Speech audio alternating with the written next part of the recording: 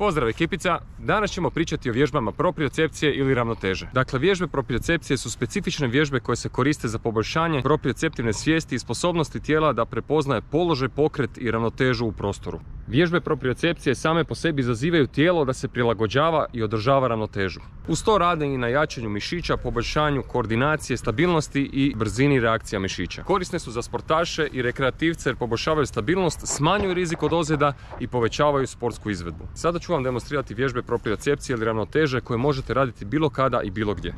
Stoje na jednom stopalu, zadržavamo ravnotežu i promijenimo drugu nogu. Lagano se savinamo u koljenu, sunožni stav,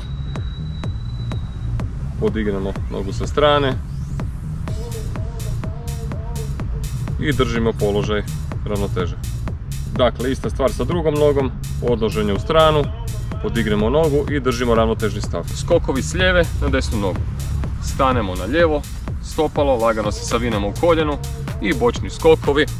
Zadržimo ravnotežu, lagani doskok s jedne na drugu stranu. Podignemo nogu u zrak, dignemo ruke, taknemo jednom, drugom.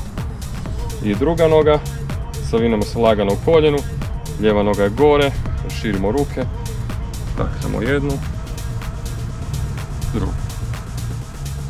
Sada imamo kombinaciju 3 pozicije, ruke su nam široko, lagano se savinemo u lijevom koljenu, desna noga je gore, stavimo stopalo bočno, držimo, stavimo stopalo iza.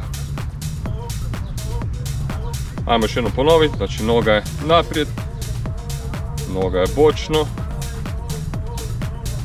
noga je iza. Dakle, lijeva strana, ruke su nam široko, stopalo u zraku, idemo bočno, održavamo ravnotežni položaj, idemo unatrag.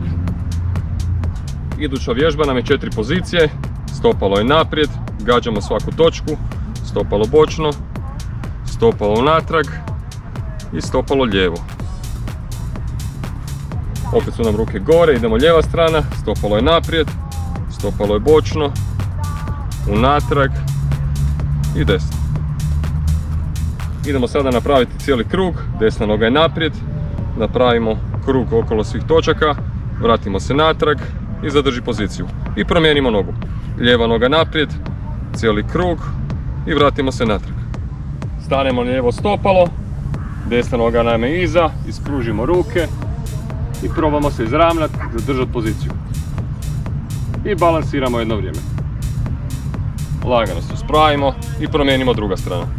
Desna noga je dolje, ruke su naprijed, lijeva noga iza i držimo položaj. Sada kad smo sve te vježbe odradili pojedinačno, možemo to sve zaokružiti u jednu cjelinu. Ajmo sad ovako, lijeva noga nam je naprijed, lagano smo savinuti u koljenu, široko su nam ruke, stopalo je naprijed.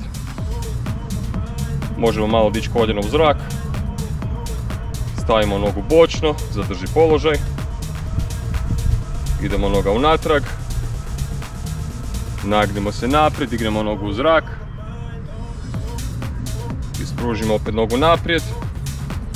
Ajmo sada 3 puta naprijed, natrag, 1, 2, 3, držimo nogu naprijed, idemo 3 polukruga, 1, 2, još 1, 3. Odlično. Ekipa, ako su vam ove vježbe za ravnotežu bile korisne i naučili ste nešto novo, zapratite me na mojem kanalu i vidimo se idući puta. Lijepi pozdrav!